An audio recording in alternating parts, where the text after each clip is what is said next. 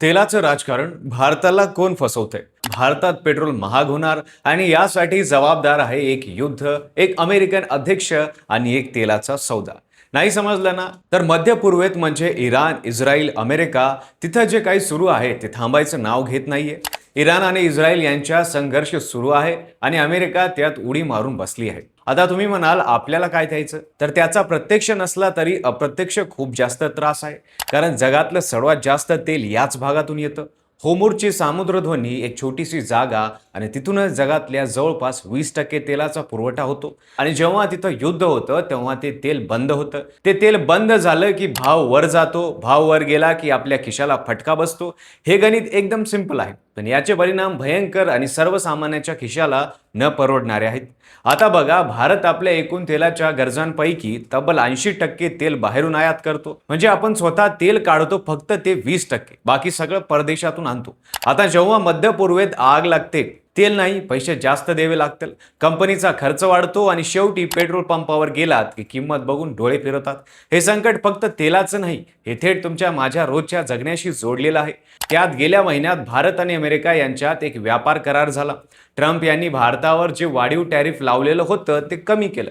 हे तर बरं झालं, पण त्याचबरोबर ट्रम्प यांनी एक अट घातली. त्याने जाहीरपणे सांगितलं भारतानं रशियाकडून तेल खरेदी करायचं नाही. हे ऐकून कोणत्याही सर्वसामान्य भारतीयाला खरंच रागेल. अरे, आपण काय छोटे राष्ट्र आहोत का? आपण कुठे तेल खरेदी करायचं हे अमेरिकन अध्यक्ष सांगणार? हे म्हणजे एखाद्या शेजाऱ्याने तुम्हाला सांगावं की अरे, तू भाजी कुठून घ्यायची हे ते मी ठरवणार. याबद्दल देशभरातून खूप नाराजगी दिसत आहे, पण सर्वसामान्याच्या नाराजगीचे कोणाला देणं घेणं? गेल्या 2-3 वर्षात भारत रशियाकडून खूप मोठ्या प्रमाणात तेल खरेदी करत होता. आणि का करत होता? कारण खूप स्वस्त मिळत होतं. फेब्रुवारी महिन्यात म्हणजे अगदी 1 महिन्यापूर्वीच भारताला रशियन तेल प्रति बॅरल $13 सवलतीत मिळत होतं. आंतरराष्ट्रीय बाजारात जे तेल $75-80 असतं ते भारताला $62-65 मिळत होतं. हे म्हणजे एकदम घाऊक बाजारात भाजी घेण्यासारखं होतं. हिंदुस्तान पेट्रोलियम या कंपनीने तर युद्ध सुरू होण्याच्या आधीच 28 फेब्रुवारीला रशियन तेलाचे 2 मोठे कार्गो $13 सवलीने बुक केले. एकदम योग्य वेळी केलेली खरेदी. पण आता परिस्थिती पूर्णपणे बदलली आहे. युद्ध सुरू झाल्यावर आणि मध्यपूर्वी तेल पुरवठा खंडित झाल्यावर ट्रम्प यांनाही कळालं की भारताला पर्याय नाही. मग त्यांनी सवलत दिली. म्हणाले ठीक आहे, 30 दिवस रशियाकडून तेल घ्या, पण आता इथंच खरेदी मेक आहे. आणि रशियन तेल $13 स्वस्त. आता रशियन व्यापारी काय करत आहेत?